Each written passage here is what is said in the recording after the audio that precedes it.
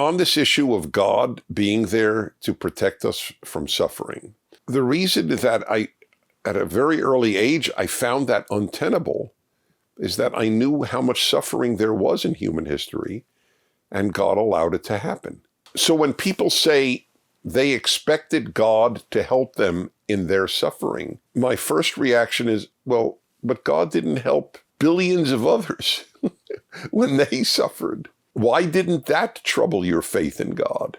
And I'm not saying this, God forbid, as a criticism or an attack, just as a logical question. I'll give you an example. I got a call on my radio show many years ago from a woman, said, Dennis, I just want you to know I was always opposed to capital punishment.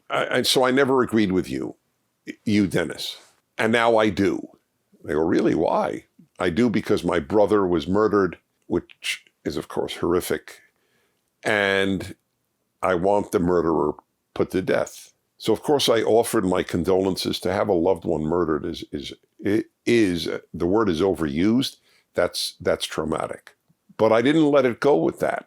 I said, so let me understand something. When anybody else's brother was murdered, you were against capital punishment. Now that your brother is murdered, you're for capital punishment.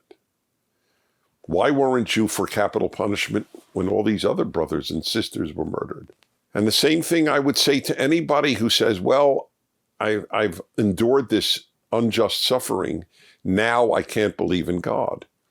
So you could believe in God when all these other people in history have undergone unjust suffering? I don't get that. Intellectually, I just don't understand that.